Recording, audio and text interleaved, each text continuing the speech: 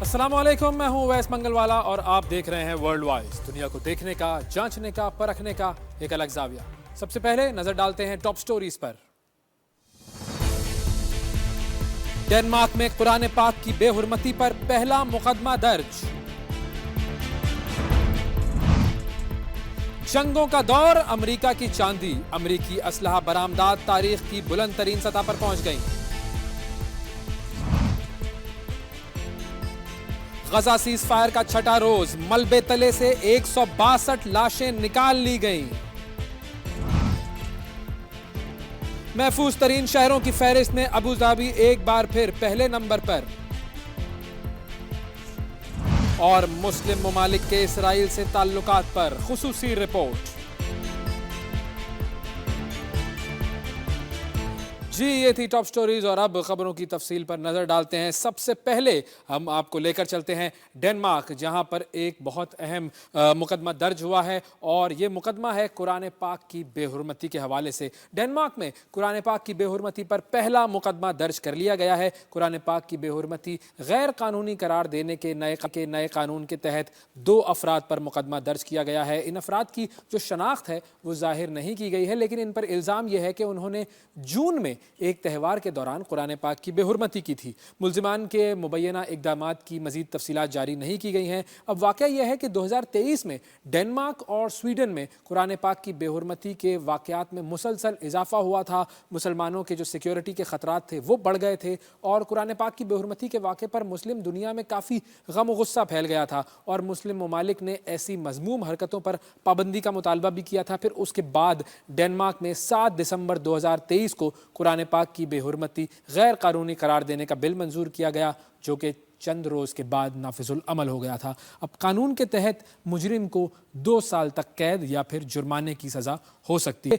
जो कानून है इसके तहत अब पहला मुकदमा दर्ज कर लिया गया है। अगली खबर की तरफ हम आपको लेकर जाते हैं और इसके लिए हम जाएंगे यूनाइटेड स्टेट्स। जी, अमेरिका की तरफ जाएंगे और अमेरिका से कुछ ऐसे आदादो शुमार सामने आए हैं जिससे अमेरिका का चेहरा एक मरतबा फिर आपके सामने बेनकाब हो जाएगा। वैसे तो अमेरिका की असलियत जानने के लिए किसी इंसान को PhD करने की ज़रूरत नहीं है, सबको पता है कि उसकी असलियत क्या है, लेकिन ये स्टैटिस्टिक्स हम आपको बताते हैं। अमेरिकी असलहे की बरामदात तारीख की बुलंद तरीन सतह पर पहुंच गई है और 2024 में अमेरिका ने रिकॉर्ड 318.7 अरब डॉलर का असलहा बरामद किया, यानी अपने मुल्क से दूसरे मुल्कों को भेजा, जो कि गुज़िश्ता माली साल के मुकाबले में 29% ज़्यादा है। अमेरिकी स्टेट डिपार्टमेंट की ये एक रिपोर्ट है और उसके मुताबिक हुकूमती सतह पर दीगर ममालिक को जो फराहम किया गया दिफाई साजो सामान है और जो असलहा है और जो खिदमात हैं उनकी मालियत है तकरीबन 118 अरब डॉलर, यानी ये गवर्नमेंट लेवल पर 118 अरब डॉलर का असला वगैरह दूसरे ममालिक को दिया, जो कि गुज़िश्ता साल के मुकाबले में तकरीबन 81 अरब डॉलर के मुकाबले में तकरीबन 45.7% का इजाफा है। और इसी रिपोर्ट में ये कहा गया है कि अमरीकी जो असलहा साज कंपनियां हैं उनकी जानिब से बराह रास्त दीगर ममालिक को फ़रोख्त किए जाने वाले दिफाई साजो सामान की मालियत है 200.8 अरब डॉलर, जो कि 2023 के मुकाबले में 2023 में ये था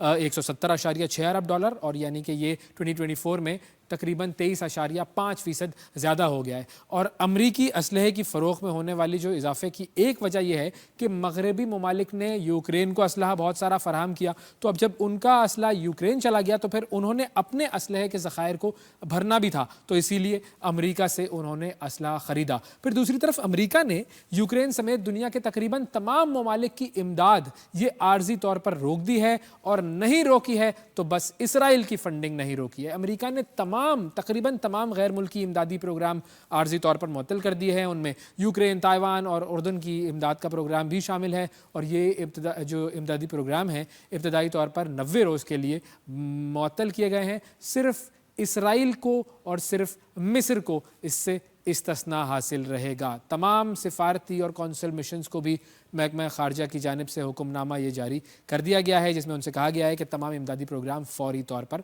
मुअत्तल कर दें और तमाम काम इस में बंद कर दिए जाएँ। अब ये जो प्रोग्राम्स हैं अगर हम उनका जायज़ा लें तो جائزہ لیا جائے گا، ان میں تبدیلی یا مکمل طور پر ختم کرنے کا فیصلہ پھر یہ وزیر خارجہ جو ہیں وہ ذاتی طور پر کریں گے۔ اور محکمہ خارجہ کی جانب سے اب اس خبر کی تصدیق تو نہیں ہوئی، لیکن امریکن میڈیا پر یہ خبر جو ہے یہ مکمل طور پر سامنے آ رہی ہے۔ اگلی خبر کی طرف آپ کو لے کر چلتے ہیں۔ جو اگلی خبر ہے وہ ہے جی کہاں سے جی؟ بینکاک سے، یس بینکاک سے، اور یہاں پر معاملہ ہے ویدر کا، اور جو گلوبل وارمنگ اور جو ایک کلائمیٹ چینج ہمارے پاس ایک فینومینا ہے جو چل رہا ہے، بیسیکلی جو ویدر ہے بینکاک کا وہ فضائی آلودگی میں بہت زیادہ وہاں پر فضائی آلودگی بڑھ چکی ہے۔ بدترین فضائی آلودگی نے وہاں پر معمولات زندگی کو معطل کر کے رکھ دیا ہے۔ تھائی لینڈ کا یہ دارالحکومت ہے بینکاک، اس میں فضائی آلودگی کے باعث 350 سے زائد اسکول بند کر دیے گئے ہیں، اور بینکاک کی جو میٹروپولیٹن انتظامیہ ہے اس نے طلباء کے تعلیمی نقصان کو بچانے کے لیے آن لائن کلاسز کے انعقاد کا اعلان کر دیا ہے۔ سوئٹزرلینڈ میں قائم ہے یہ ایئر کوالٹی مانیٹر ادارہ ہے IQ Air۔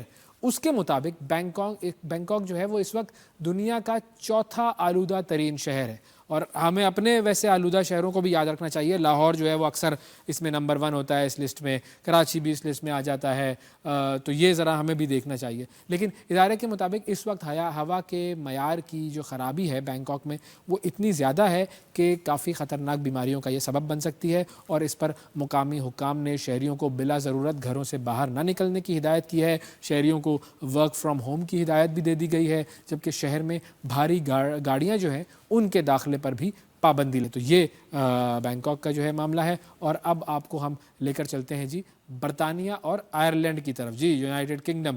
یہاں پر موسم نے اپنے جو جاہو جلال ہے اس کا مظاہرہ کرنا شروع کر دیا ہے۔ برطانیہ اور آئرلینڈ کے کئی علاقوں میں طوفان ہے ایوین نے تباہی مچا دی ہے، جس سے نظام زندگی بری طرح متاثر ہوا ہے۔ شمالی بحر اوقیانوس میں شدید درجے کا ایوین نامی جو طوفان ہے وہ موجود ہے، اور طوفان نے برطانیہ اور آئرلینڈ کے کئی علاقوں کو اپنی لپیٹ میں لے رکھا ہے۔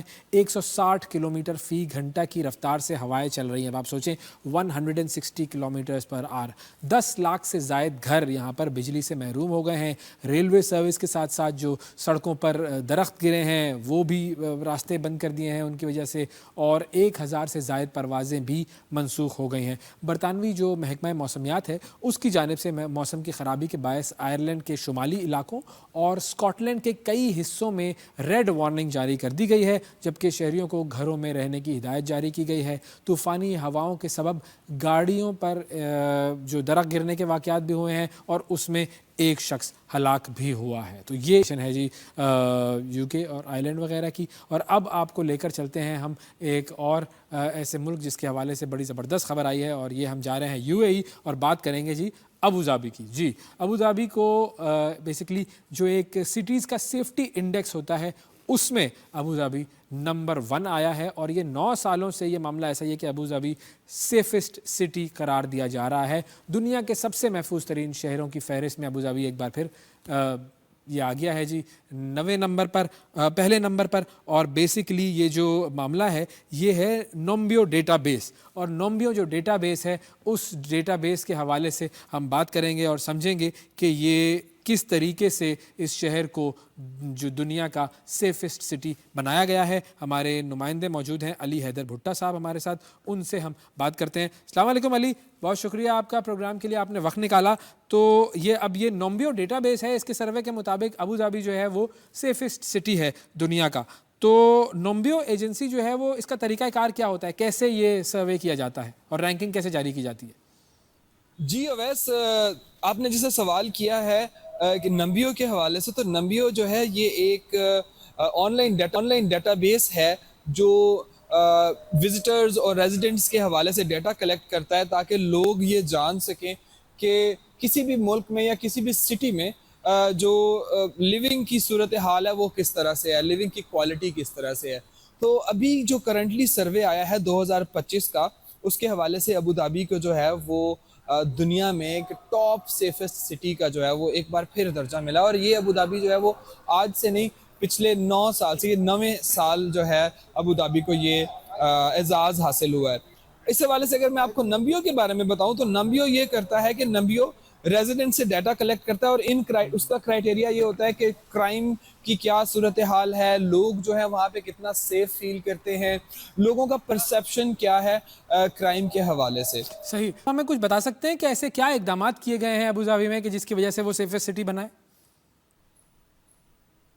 جی اگر بات کی جائے کہ سٹیپس کون کون سے ہیں, تو ابوظہبی کی گورنمنٹ نے اور ابوظہبی کی پولیس نے اسپیشلی اس چیز کو یقینی بنایا ہے کہ لوگوں کے جو ذہن میں پرسیپشن ہے کرائم کے حوالے سے یا سیفٹی کے حوالے سے, اس کو بڑا جو ہے وہ انہانس کیا گیا. اگر دیکھا جائے بات میں آپ کو بتاؤں کہ جو وام یہاں کی جو سرکاری نیوز ایجنسی ہے اس کے مطابق بھی یہ بتایا گیا ہے کہ پولیس جو ہے وہ پولیسنگ جو ہے وہ کمیونٹی پولیسنگ ہے, کمیونٹی بیسڈ پولیس ہے. کیونکہ اگر آپ دیکھیں کہ یو اے کی جو معیشت ہے یا یو اے کی جو پاپولیشن ہے یہ زیادہ تر ایکسپیٹ بیسڈ پاپولیشن ہے, تو یہاں کی گورنمنٹ جو ہے وہ اسپیشلی اس چیز کو مد نظر رکھتی ہے, اس چیز کو یقینی بناتی ہے کہ لوگ یہاں پہ محفوظ تصور کیے جائیں. اور ایک اور جو دوسرا کرائٹیریا یا ایک دوسرا سٹیپ ہے وہ یہ ہے کہ آپ جب ایمرجنسی کا رسپانس ہے اس ایمرجنسی کے رسپانس کو بھی مانیٹر کیا جاتا ہے کہ ایمرجنسی کا اگر فار ایگزامپل کوئی حادثہ ہو گیا یا کوئی بھی ایمرجنسی ہو گئی ہے تو اس حوالے سے بھی دیکھا جاتا ہے کہ اس ایمرجنسی رسپانس کی جو سپیڈ ہے پہلی بات, اور دوسری بات ہے کہ اس رسپانس کی ایفیکٹونیس, اس کو بھی یقینی بنایا جاتا ہے گورنمنٹ کی طرف سے.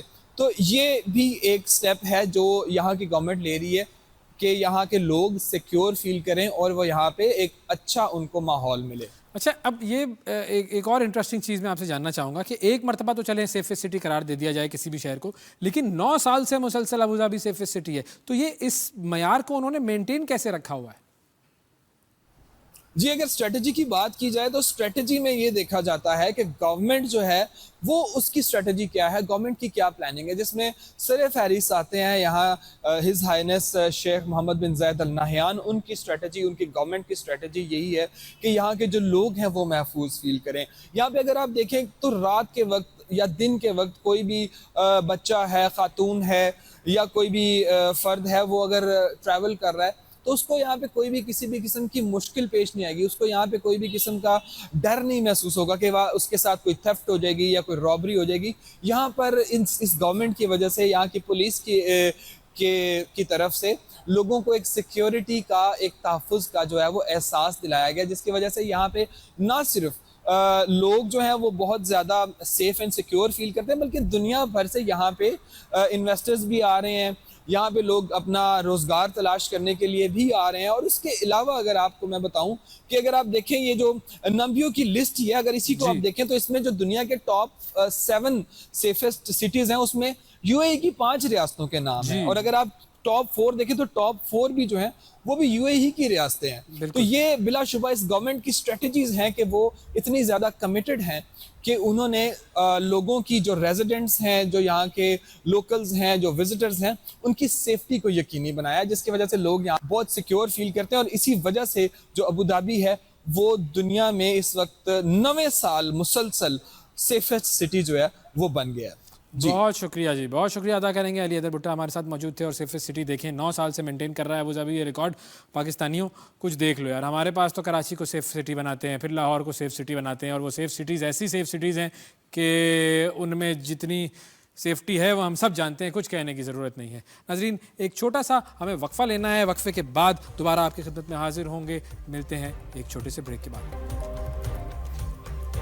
Welcome back. بریک کے بعد ایک مرتبہ پھر ورلڈ وائز میں آپ کو خوش آمدید کہتے ہیں, اور اب آپ کو لے کر جاتے ہیں خطہ فلسطین کی طرف, جہاں پر غزہ میں سیز فائر کا جو ہے وہ آج 6واں دن ہے. اور 6ٹھے دن کیا ایکٹیویٹی ہوئی ہے ہم آپ کو بتاتے ہیں. 6ٹھے دن میں یہ سیز فائر داخل ہو چکا ہے, اور جنگ بندی جو معاہدہ ہے اس کے تحت حماس نے مزید 4 اسرائیلی یرغمالیوں کو رہا کر دیا ہے. حماس ترجمان کا کہنا یہ ہے کہ اسرائیلی یرغمالیوں کے بدلے میں اسرائیلی جیلوں سے 200 فلسطینی قیدیوں کو رہا کیا جائے گا. اب یہ جو 4 جو آج خواتین جن کو حماس کی طرف سے رہا کیا گیا ہے, یہ 4 اسرائیلی فوجی خواتین ہیں, اور طے یہ ہوا تھا کہ ہر فوجی کے بدلے 50 لوگ رہا کیے جائیں گے. تو اب یہ اس حساب سے 4 خواتین فوجیوں کے بدلے میں 200 فلسطینی جو ہے وہ اسرائیل رہا کرے گا. اب اس معاہدے کے مطابق کم از کم 6 ہفتوں تک تو امن قائم ہونے کی امید ہے, لیکن معاہدے کے باوجود ہم یہ دیکھ رہے ہیں کہ مغربی کنارے میں اسرائیل نے اپنی کارروائیاں اور اپنا ظلم جاری رکھا ہوا ہے.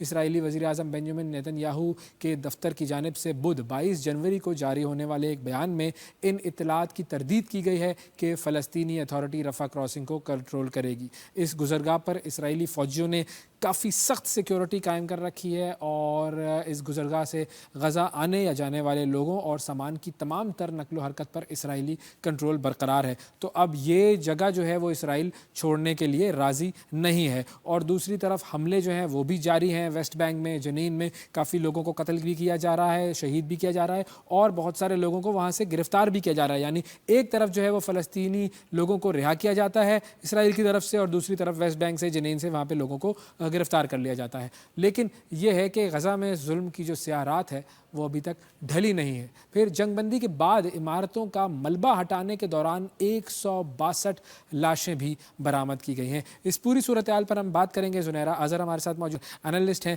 ان سے ہم بات کرتے ہیں۔ السلام علیکم زنیرہ، بہت شکریہ آپ نے پروگرام کے لیے وقت نکالا۔ جی وعلیکم السلام۔ زنیرہ مجھے یہ بتائیے گا کہ اب آپ نے دیکھ لیا کہ یہ سیز فائر جو ہے وہ کس طریقے سے شروع ہوا۔ اس سیز فائر کے بعد اسرائیل کی طرف سے حملے بھی جاری ہیں، لاشیں بھی نکل رہی ہیں ربل میں سے۔ آپ کو کیا لگتا ہے یہ جو سیز فائر ہے یہ کتنا زیادہ ایسا ہے کہ وہ مکمل طور پر امپلیمنٹ ہو پائے گا؟ اس سیز فائر کے بارے میں کیا خیال ہے آپ کا؟ میرے خیال میں تو پہلے دن سے یہ بالکل ریلائبل نہیں ہے، اور جس طرح کچھ براؤنی پوائنٹس پریزیڈنٹ ٹرمپ آنے سے پہلے اکٹھے کر رہے تھے اپنے لیے، الیکشن جیتنے کے بعد اور اپنے حلف سے پہلے، اس میں انہوں نے جس طرح پیناما کینال کی کنٹروورسی کریٹ کی، گرین لینڈ کی بات کی، اسی طرح کی ایک براؤنی آپ یہ سیز فائر ایگریمنٹ بھی سمجھ لیں۔ اس کا سب سے بڑا ثبوت یہ ہے کہ جس دن سے یہ پیس ڈیل یا cease fire, let's call it what ever it is, جس دن سے یہ سائن ہوئی ہے اس دن سے بمبارمنٹس تو نہیں رکی۔ بالکل۔ اس کے بعد سے اب تک تقریباً 160 کے قریب لوگوں کو آلریڈی اسرائیل جو ہے وہ مار چکا ہے، اسی طریقے سے بمبارمنٹ کے ذریعے سے اینڈ آل دیٹ۔ تو how do you call it a cease fire? That is number 1۔ Number 2، prisoner swap جو ہے وہ تو چلے ہو رہا ہے، لیکن کیا پرزنر سواپ کے ساتھ جن فلسطینیوں کو جنین سے نکلنا پڑ رہا ہے، یا جو ساؤدرن پارٹ آف دا غازہ سے سمجھ رہے ہیں ہم یہاں پہ سیف نہیں ہیں، وہ ابھی بھی وہاں سے نکل رہے ہیں، تو ہاؤ ڈز اٹ کوریلیٹ کہ آپ اس کو تھرڈ فیز میں لوگوں کو واپس آنے دیں گے؟ ابھی تو وہاں اتنا خوف ہے کہ لوگ وہاں سے نکلنے کی کوشش کر رہے ہیں۔ تو سیز فائر کا اس کو نام صرف دیا گیا ہے، یہ ایک how do I put it? It's a medal. It's an honorable thing for President Trump to claim کہ جی میرے آتے ہی ایسا ہو گیا، حالانکہ یہ وہی پیس ڈیل ہے جو بیک ان مئی 2024 پروپوز ہوئی تھی، اس میں کوئی چینج نہیں ہوا، وہی اسی کو ایگری کر لیا ہے اسرائیل نے۔ اور اب آپ اس کو کوریلیٹ کریں کہ جو ساری ملٹری ایڈ اور فورن ایڈ بلاک کی ہے ٹیمپریریلی پریزیڈنٹ ٹرمپ نے ایک ایگزیکٹو آرڈر کے ذریعے پوری دنیا کی، جس میں چاہے وہ ہیلتھ کے لیے یا ڈیولپمنٹ کے لیے لوگوں کو فنڈز دے رہے تھے، سب روک دیا گیا ہے۔ اس میں جو ایکسیپشن ہے وہ ایکسیپشن ہے the military aid to Israel۔ بالکل۔ تو اگر اتنا ہی پیس کی طرف ہم جا رہے ہوتے، اتنا ہی ہم سیز فائر کی طرف جا رہے ہوتے، تو ساری دنیا کی فورن ایڈ بلاک کر دی آپ نے، جس میں ہیلتھ ویکسینیشنز بھی آتی ہیں، جس میں بچوں کے لیے نمونیا کی میڈیکیشن بھی ہے، and so on and so forth۔ Food supplies ہیں for the countries like Sudan, اور آپ نے سب کچھ بند کر کے ملٹری ایڈ بند نہیں کی اسرائیل کی۔ تو آپ مجھے خود بتا دیں کہ اس کو کیا سمجھنا چاہیے۔ بالکل ٹھیک ہے، یہ سیز فائر تو کسی صورت نہیں کہلایا جائے گا۔ کیا آپ کو لگتا ہے کہ یہ کوئی اس طرح کا پلان تھا کہ پہلے غزہ کو تباہ کیا جائے گا اسرائیل کی طرف سے، اس کے بعد اب دیکھیں کتنا تباہ ہو گیا ہے کہ اس کا جو ملبہ ہے وہ ہٹانے میں کئی دہائیاں لگ جائیں گی، اب اس کو تباہ کیا جائے گا، پھر اس کے بعد سیز فائر کر کے لوگوں کو کہا جائے گا کہ چلو ٹھیک ہے اب تم ادھر آنا چاہتے ہو تو آ جاؤ، اور اس کے بعد پھر ویسٹ بینک اور جنین اور ان علاقوں پر حملے کر کے ان کو تباہ کیا جائے گا؟ کیا ایسا بھی پلان ہو سکتا ہے اسرائیل کا؟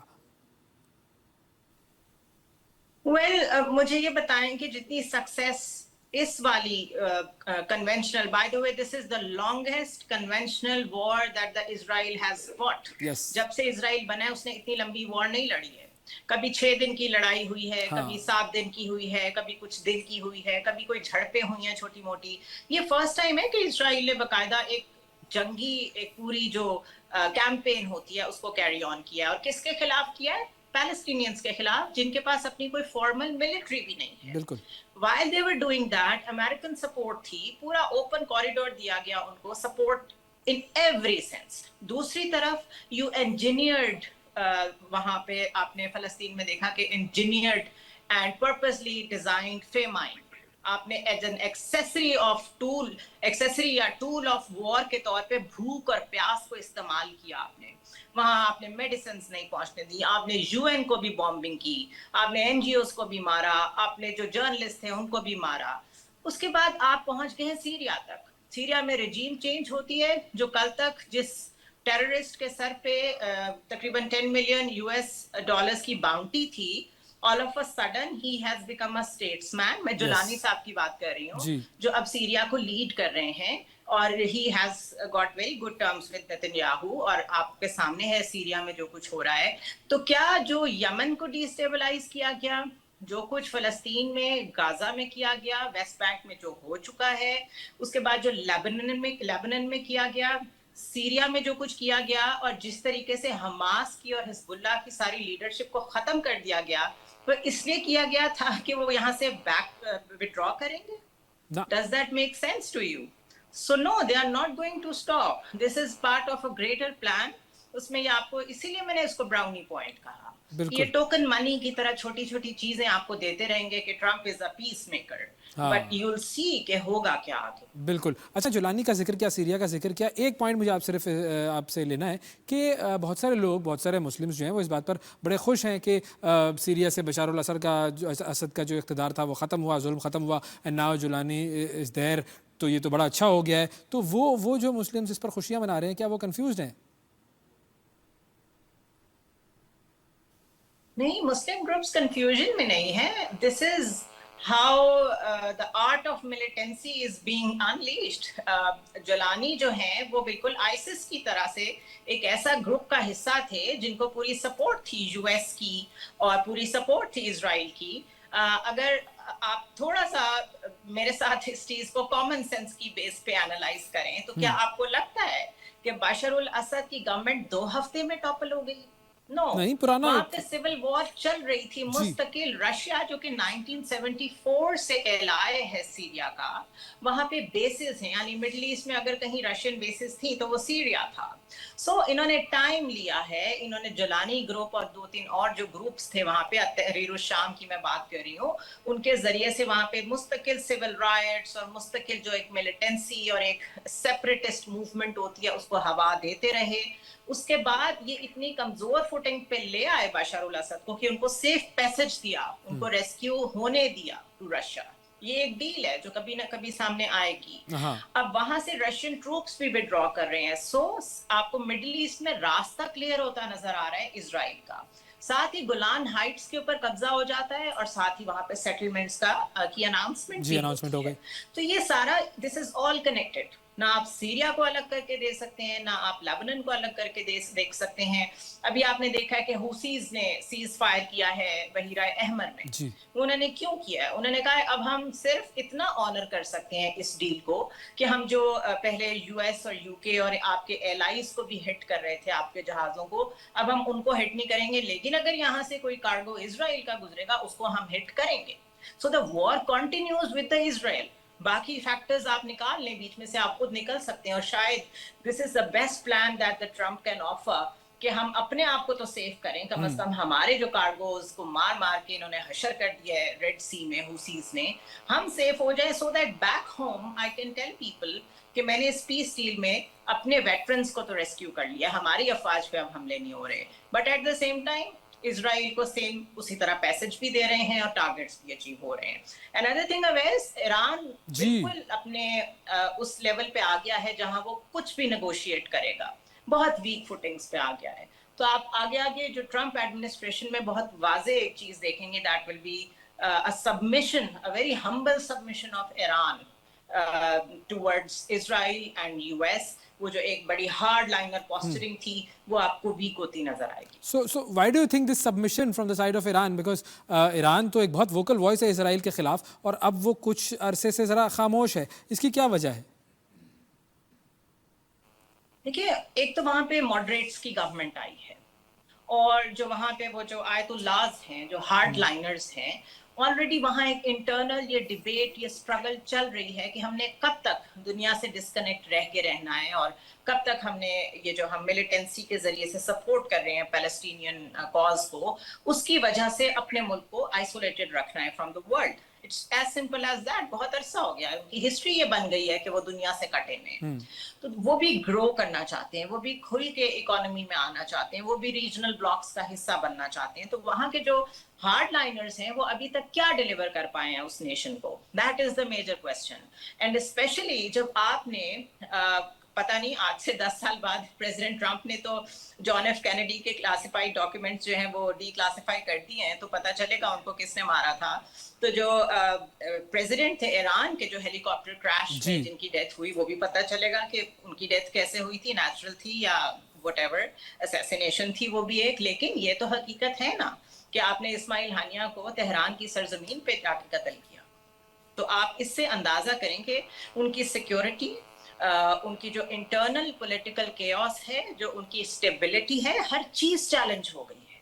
اور پھر ٹیٹ فار ٹیٹ 2 دفعہ جنگیں دیکھ لیں آپ نے کہ ایران نے اٹیک کیے, ادھر کوئی نقصان نہیں ہوا, انہوں نے اٹیک کیا, ایران کا کوئی نقصان نہیں ہوا. نیکسٹ وار ایران افورڈ نہیں کر سکتا. So they would have to negotiate. Very interesting. اچھا اب مجھے یہ بتائیں کہ اسرائیل کا تو ہم نے رسپانس دیکھ لیا ہے, سیز فائر کے بعد وہ حملے کر رہا ہے اور سارا معاملہ ویسے ہی چل رہا ہے, لیکن حماس کی طرف سے کیا کوئی اگریسو رسپانس آ سکتا ہے؟ ٹائم لگے گا اور تب تک بہت دیر ہو چکی ہوگی. دیکھیں وہ لیڈرشپ جس نے لاسٹ 30 ایئرز لیڈ کیا حماس کو, اور وہ لیڈرشپ تھی جو فلسطین میں کیمپس میں بڑی ہوئی. جی. سو بیسکلی انہوں نے ڈائریکٹ کانفلکٹ میں اپنا بچپن گزارا اور اس کے بعد انہوں نے ایکٹیولی ایک وار لڑی اگینسٹ اسرائیل, فریڈم فائٹرز بنے وہ. اب وہ جو ٹاپ لیڈرشپ ہے وہ تو ایلیمینیٹ ہو چکی ہے. اب نیچے آپ کو فٹ سولجرز تو مل سکتے ہیں, لیڈرشپ بہت مشکل ہے. یحییٰ سنور نے ریپلیس کر لیا تھا اسماعیل ہانیہ کو, لیکن آپ نے دیکھا ان کی بھی شہادت ہو گئی. تو ایک تو وہاں لیڈرشپ کرائسس ہے. دوسرا اب خود ہر جگہ سے یہ آوازیں بھی آنا شروع ہو گئی کہ حماس تو ایک اٹیک کرتا ہے اور پھر اگلا پورا 1 سال فلسطین کو مزید تباہی دیکھنے کو ملتی ہے. تو اگر آپ یہ فریڈم کے لیے یہ کوئی فائٹ کر رہے ہیں تو how is this a freedom fight جس میں نقصان زیادہ فلسطینیوں کا ہی ہوتا ہے. And that goes back to 2005 and 2006 جب حماس کی وہاں پہ فرسٹ ٹائم پولیٹیکل ایک جسے کہتے ہیں لانچ ہوئی, اور اس وقت بھی یہ کہا گیا کہ شاید یہ اسرائیل نے کریٹ کیا ان کو. لیکن بہرحال وہ تو ایک بات اپنی جگہ, اسرائیل نے کریٹ کیا یا کس نے کیا, لیکن یہ حقیقت ہے کہ حماس کے ہر ایکشن نے فلسطین کو مزید نقصان ہی پہنچایا ہے. تو حماس رائز کرتی مجھے ابھی کوئی فورن نیئر فیوچر میں تو نظر نہیں آتی. ہاں پولیٹیکل گورننس میں اگر کسی بھی قسم کی گورننس کا کوئی ماڈل اس تباہ ہوئے ہوئے فلسطین میں اگر کوئی ہوگا تو اس سے میجر سٹیک ہولڈر شاید حماس ہی ہوگی. اوکے, اگر ہم بات کریں لبنان کی, اسرائیل کہتا ہے کہ میں وہاں سے بھی اپنی فوج کا انخلا نہیں کروں گا. 27 جنوری کی وہ ڈیڈ لائن تھی اور وہ کہہ رہا ہے کہ نہیں جی میں تو اب نہیں نکالوں گا. اگین اندر اسٹریٹجی فار گریٹر اسرائیل. دیکھیں گریٹر اسرائیل پلان میں لیبنان شامل ہے, اس میں تو جارڈن بھی شامل ہے. سو ہمیں پریشان یہ ہونا چاہیے کہ لیبنان میں تو جو کچھ ہونا تھا ہو چکا, سیریا میں تو جو کچھ ہونا تھا ہو چکا, جارڈن میں کیا ہونے جا رہا ہے اور کیسے پروٹیکٹ کریں گے یہ سارے ممالک, مسلم ممالک اپنے آپ کو, while Saudi Arabia is quiet. And also someday, Owais آپ بھی جرنلسٹ ہیں, میں بھی جرنلسٹ ہوں, someday whenever I meet the Qataris, I would like to ask them کہ آپ اتنی زبردست میڈیشن کراتے ہیں, آپ نے دوحہ ایگریمنٹ بھی کرایا, آپ نے یہ سیز فائر بھی کرا دیا, آپ کوئی mediation between the Muslim world نہیں کرا سکتے ہیں کہ آپ کوئی اپنا مسل فلیکس کرتے, سعودی عربیہ اور قطر مل کے کوئی پریشر ایگزرٹ کرتے کسی بھی طرح اکنامک سینکشنز کے ذریعے سے یا اکنامک بوائیکاٹ کے ذریعے سے فار دیٹ میٹر, آپ کوئی اپنے لیے بھی میڈیشن کر لیں. تو the point I'm trying to bring here is کہ ہم اتنے ڈیوائیڈڈ ہیں اور ہم سب کو اپنی پڑی ہوئی ہے, اور آپ دیکھ رہے ہیں محمد بن سلمان جس ماڈل کو فالو کر رہے ہیں. سو ہم نے اپنی اپنی ڈائریکشن لے لی ہوئی ہے, اس لیے every country needs to worry. جو تھوڑا سا ویک ہے کہ اگر گریٹر اسرائیل کے میپ میں جو کہ ابھی شیئر بھی ہوا ہے, اگر آپ کا ملک آتا ہے تو پھر سوچنا یہ آپ نے اس سے بچنا کیسے. اور یہ گریٹر اسرائیل کا جو خواب ہے یہ کوئی ڈھکا چھپا خواب نہیں ہے, یہ ایک بہت پرانا خواب ہے جس کو یہ جو صہیونی ہیں یہ پورا کرنے کے لیے یہ سارا کھیل رچایا جا رہا ہے. اور سارے مسلم ممالک کو اس بات کی فکر کرنی چاہیے کہ ہمیں بھی اس کھیل کا حصہ بنا لیا گیا ہے اور ہم اس وقت اسرائیل کا ساتھ دے رہے ہیں اور ہم پر بھی قبضہ ہوگا. بلکہ میں بریک کے بعد آپ لوگوں کو جو ہمارے ویورز ہیں میں ان کو ذرا یہ بتاؤں گا کہ یہ جو مسلم ممالک ہیں جو کہ ویسے تو آوازیں اٹھاتے ہیں کہ جی اسرائیل کے خلاف ہیں ہم, لیکن مسلم ممالک کے اسرائیل کے ساتھ تعلقات کیا ہیں یہ ہم بریک کے بعد بات کریں گے. لیکن میں کنٹینیو کرنا چاہوں گا زنیرہ آپ سے. فائنل آخری سوال میرا یہ ہوگا کہ اب یہ ہمیں پتہ ہے یہ جو سیز فائر ہے یہ سیز فائر جو ہے اس کے 3 مرحلے آ گئے ہیں. پہلے دوسرے مرحلے کے اندر جو پرزنر ایکسچینج ہے, پرزنر سواپ ہے وہ ہوگا, پھر اس کے بعد فائنلی ریکنسٹرکشن آف غزہ کی طرف جانے کا عزم تو ہے. بٹ ڈو یو تھنک کہ یہ ہوگا پریکٹیکلی, آپ کو جاتا ہوا نظر آ رہا ہے یہ تیسرے مرحلے کی طرف, keeping the situation in view? دیکھیں دوسرا مرحلہ بھی اٹس آل ویگ, پہلا مرحلہ بھی اٹس آل ویگ. میں نے پہلے بھی کہا اگر بمباری ہو رہی ہے, اور بائی دا وے ریکارڈز توڑ دیے, 21st سینچری میں اتنی بمبارمنٹ پہلے ہوئی نہیں ہے تو اس لیے آپ کس طرح سے ان فیزز کو جسٹیفائی کریں گے. نمبر 3 وہ جو ریہیبلیٹیشن یا ریکنسٹرکشن آف پیلسٹائن ہے, this is typical State Department textbook language. You first destroy a nation, جس طرح آپ افغانستان میں گئے تھے, پہلے تو آپ وہاں پہ کاؤنٹر ٹیررزم کے لیے گئے, پھر آپ کو ایک دم خیال آیا کہ اوہو اس قوم کو تو نیشن بلڈنگ کی ضرورت ہے, پھر آپ نے وہاں پہ ایک گورنمنٹ انسٹال کر دی, آپ نے نیشن بلڈنگ شروع کر دی, آپ نے women empowerment and you name it کیا کیا کیا, اور پھر one fine day you left. تو this is a typical text book. اور فلسطین کی reconstruction it's a joke, it's a joke. اور میرے خیال ہے بہت ہی یہ انسانیت کے ساتھ مذاق ہے کہ جہاں پہ نسلیں ختم ہو گئی ہیں, جہاں ابھی ہمیں نمبرز نہیں پتا کہ کتنے لوگ جہاں بحق ہوئے ہیں, بیکاز جو ربل ہے وہ کتنا ٹن ہے اور اس کو ہٹانے میں کتنے سال لگیں گے, اس میں سے کتنی لاشیں نکلیں گی. اس کے علاوہ ٹراماٹائز لوگ علیحدہ ہیں, people who have lost their limbs وہ علیحدہ ہیں, pregnant women who have died with the kids in their bellies وہ علیحدہ ہیں. تو یہ تو ایک کٹاسٹرفی اتنی بڑی نوعیت کی ہے کہ آپ کہہ رہے ہیں you will rehabilitate. How would you rehabilitate that? Not possible at all. بہت شکریہ ادا کریں گے. زنیرہ اظہر ہمارے ساتھ موجود تھیں, سینئر اینالسٹ, اور بات ہو رہی تھی کہ اس وقت اسرائیل فلسطین کا جو یہ جنگ بندی والا معاملہ ہے کیا اس کا کوئی فیوچر ہمیں نظر آتا ہے یا نہیں آتا. اور اب بریک پہ ہم جائیں گے اور بریک کے بعد واپس آ کر جو بات میں آپ سے کہہ رہا تھا کہ مسلمان ممالک جو ہیں ان کا ایک رول, ان کا ایک کردار جو ہونا چاہیے وہ نہیں ہمیں نظر آیا. بیانات نظر آئے, باتیں نظر آئیں, لیکن اصل میں در حقیقت جو مسلمان ممالک جس طریقے سے اسرائیل کے ساتھ کنیکٹڈ ہیں, بریک کے بعد میں آپ کو یہ بتاؤں گا کہ کون سا اسلامی ملک اسرائیل کے ساتھ کس طرح کے تعلقات رکھتا ہے, اور پھر ہم دیکھیں گے اور سوچیں گے کہ کیا واقعی مسلم امہ کا کوئی مستقبل ہمیں نظر آتا ہے کہ ہم اس راستے پر چل رہے ہیں کہ واقعی ہم متحد ہو سکیں اور جو صہیونی طاقتیں ہیں ان کو شکست دے سکیں. ایک بریک کے بعد اس پر بات کریں گے. Welcome back to World Wise. Israel فلسطینیوں پر ظلم کے پہاڑ توڑ رہا ہے اور مسلم ممالک صرف بیان بازی اور صرف اپنی آواز ہی بلند کرتے ہیں. آج ہم آپ کو بتائیں گے کہ مسلم ممالک کے اصل میں اسرائیل کے ساتھ کیا تعلقات ہیں. ہے کواکب کچھ, نظر آتے ہیں کچھ. سب سے پہلے ہم بات کرتے ہیں جس ملک کی, وہ ملک ہے جی ترکی. اور ترکی کے حوالے سے ہم سب جانتے ہیں کہ ترکی کے جو وزیر اعظم ہیں, ترکی کے جو صدر ہیں رجب طیب ایردوان, وہ بڑی زبردست تقریر تو کرتے ہیں اسرائیل کے خلاف اور وہ سرخیوں میں رہتے ہیں. اقوام متحدہ میں ان کی حالیہ تقریر کو آپ یاد کر لیں, اسرائیل کی جارحیت کے خلاف طاقت کے استعمال کا وہ مطالبہ کرتے ہوئے دکھائی دیتے ہیں. لیکن ایک ٹویسٹ ہے, ترکی اسرائیل کو تسلیم کرنے والا پہلا مسلم اکثریتی ملک تھا. 1949 میں یہ ہوا تھا, اور آج بھی ترکی اسرائیل کے سب سے بڑے تجارتی پارٹنرز میں شامل ہیں. اربوں کا مال برآمد کرتا ہے, اس سے بھی زیادہ مال درآمد کرتا ہے. 13ویں بڑی برآمدی مارکیٹ ہے وہ اسرائیل کی. دوسرے ملک کی طرف بات کرتے ہیں. دوسرا ملک ہے جی سعودی عرب. جی سعودی عرب کی بات کرتے ہیں ہم, اور سعودی عرب جو ہے وہ بھی ہم جانتے ہیں محمد بن سلمان نے کئی مرتبہ اسرائیل کے حوالے سے یہ بات کی ہے کہ جی اسرائیل کو فلسطینیوں پر ظلم نہیں کرنا چاہیے. ہمیشہ انہوں نے فلسطینیوں کے حقوق کی بات کی, اور لیکن زیادہ پرانی بات نہیں ہے, اور محض 1 سال پہلے سعودی حکومت جو ہے اس سعودی حکومت نے ایک معاہدہ کرنا تھا. یہ ایک معاہدہ کرنے کے قریب تھی سعودی حکومت اسرائیلی حکومت سے, نارملائز کر رہے تھے اپنے ریلیشنز, لیکن جب حماس نے پھر 7 اکتوبر کا جو حملہ تھا وہ کیا تو پھر یہ معاہدہ جو ہے وہ غیر معینہ مدت کے لیے ملتوی ہو گیا. تو اب آپ اس سے سعودی عرب کی انکلینیشن کا اندازہ لگا سکتے ہیں. اب ہم بات ملک کی وہ ہے جی اردن. یس, اردن کی ہم بات کرتے ہیں. اسرائیل جو ہے وہ ہر سال اردن کو لاکھوں کیوبک میٹر پانی فراہم کرتا ہے. یس, اردن اور اسرائیل کے جو درمیان قدرتی گیس کا بھی معاہدہ ہے. دونوں ممالک مشترکہ میزائل دفاعی نظام میں بھی ساتھ ساتھ ہیں, اور اپریل اور اکتوبر میں ایران نے جب اسرائیل پر بیلسٹک میزائل حملے کیے تو اردن ان حملوں کو ناکام بنانے میں پیش تھا. اسرائیل پر حملے ناکام بنا رہا تھا اردن, اور غزہ جنگ کے دوران دونوں ممالک کے درمیان تجارت بھی جاری تھی. اب ایک اور ملک کی بات کرتے ہیں. یہ ملک کون سا؟